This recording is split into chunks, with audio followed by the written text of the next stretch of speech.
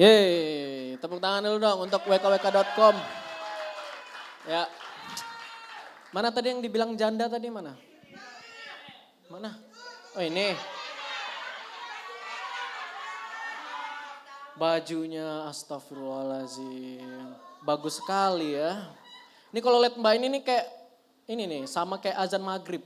Bikin saya pengen buka gitu.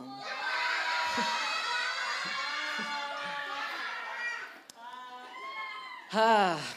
Dan katanya ini bulan puasa ya. Oh bukan katanya ding, emang bulan puasa ya. Ini puasa semua gak?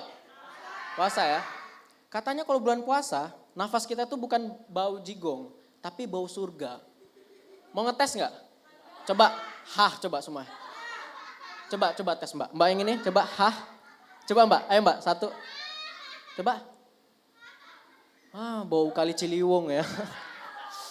Bau banget. Ya oke. Kalian pernah dengar fenomena nama Tuhan gak sih? Orang dikasih nama Tuhan.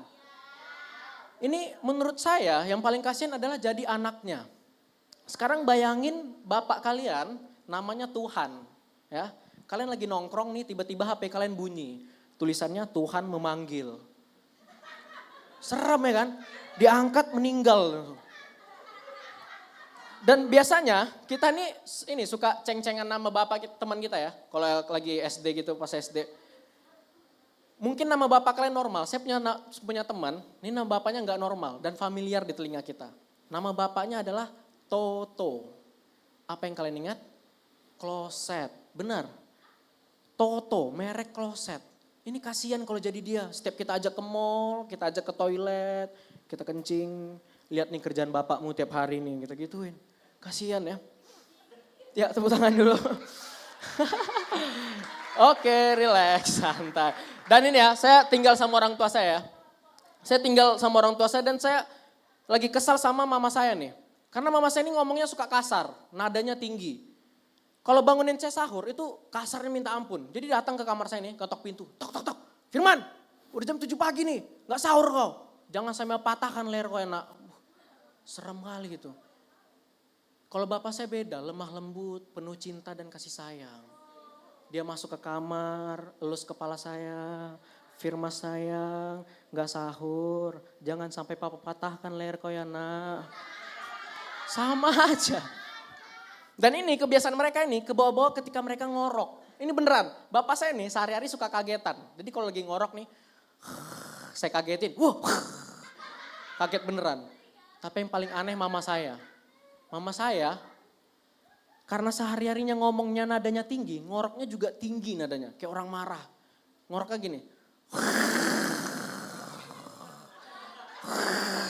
Benar, kayak orang kesurupan di acara uji nyali. Ya kan? Karena saya anaknya iseng, saya ajak ngobrol. Dengan siapa saya berbicara dalam tubuh ini. Kayak orang kesurupan. Itu orang tua saya tuh. Dan saya ini anak fitness. Saya anak fitness.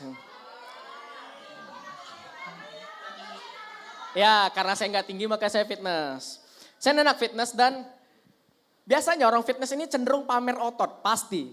Cenderung pamer otot kemana-mana pakai baju ketek gitu ya kan biar ototnya kelihatan. Tapi saya punya teman, finalis Elmen juara 2 di Yogyakarta, beneran ini. Dia kemana-mana tuh suka pamer otot, bahkan ketika dia sholat. Jadi dia sholat sambil pamer otot. Imamnya di depan Allah, dia di belakang Allah. Pamer otot.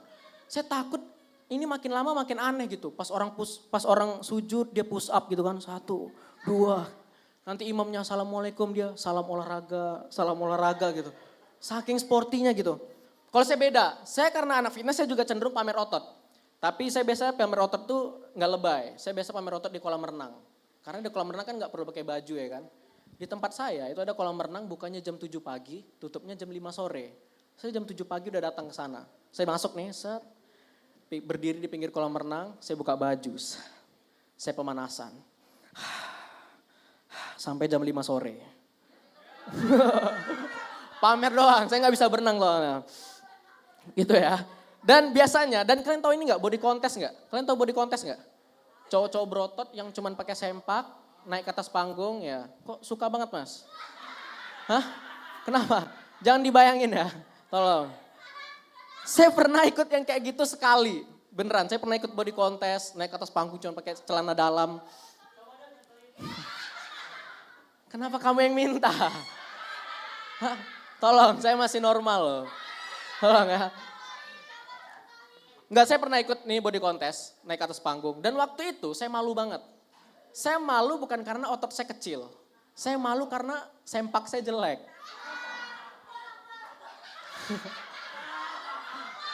Enggak, ini beneran. Jadi ini peserta pertama dipanggil ya, kan. Iya, peserta pertama naik set, mereknya Calvin Klein, merek luar negeri ya kan. Peserta kedua naik set, CR7, masih merek luar negeri. Saya naik set, Indomaret. Jelek banget gitu. Dan body contest ini ada tekniknya. Jadi sebelum kita pose otot gitu, kita harus buang seluruh nafas di perut. Baru kita pose. Jadi teknik gini. Udah habis, nih nafas di perut, kontraksikan otot perut, baru pose. Dan ini kadang jurinya nahan kita satu gaya itu 2 menit. Dan waktu itu acaranya berlangsung selama 2 jam. Dan menurut artikel yang saya baca, ketika otot perut kalian kontraksikan, otot bokong ikut kontraksi. Kalian belum pernah kan ngerasain otot bokong kram? Saya udah. Masalahnya adalah gimana cara saya minta tolong. Sementara penontonnya cowok-cowok berotot semua gitu ya kan. Kalau pemain bola enak ya, biasa betis nih pemain bola ya. Lagi bawa bola, set, tolong. Tim medis datang. Apa yang bisa dibantu? Otot betis. Kos kaki dibuka, dipijit-pijit, ditempelin es.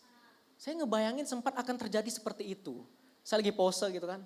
Set, tolong. Datang mas-mas berotot. Set, pakai sempak ya kan. Apa yang bisa dibantu mas? Otot silit saya sakit. Sempak saya dibuka. Bisa kali katanya. Bahaya kan.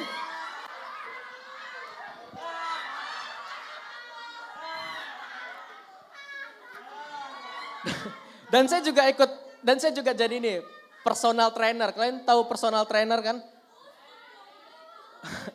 Personal trainer yang ngelatih orang fitness gitu ya. Saya jadi personal trainer juga. Dan betapa beruntungnya saya dapat klien pertama itu, ototnya gede banget, serius. Ini otot dadanya ngalahin 2 serigala, gede banget. Serius, parah. Urat, iya beneran. Ini uratnya sampai keluar-keluar gitu. Tapi pas keringetan dia ngomong, panas bingo, deh. Jijik gitu ya.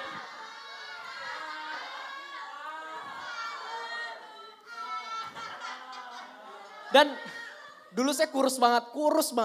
Kayak Mas Nina, kurus banget saya dulu. Serius. Dan gara-gara saya sering dikatain cacingan, saya jadi fitness biar berotot gitu kan. Tapi semenjak saya berotot saya sering dikatain homo. Mungkin, saya nggak tahu, saya belum tahu ya kan, mungkin. Saya dikatain homo gitu. Dan kenapa orang-orang yang nggak ngerti fitness nih, pasti mengidentikan orang yang berotot, cowok-cowok berotot gitu, homo gitu. Ini kalau benar, berarti semua pemain Smackdown itu homo. Berotot semua ya kan. Sekarang bayangin kalau semua pemain Smackdown itu homo ya kan. Undertaker yang biasa pakai sempak segini, tiba-tiba pakai G-string ya kan. Set, kemana-mana gitu ya kan. Cara masuknya juga aneh gitu, udah serem-serem kan. Undertaker, masuk, set, masuk ring, set. Kayak model jadi ya kan. Makanya aneh gitu.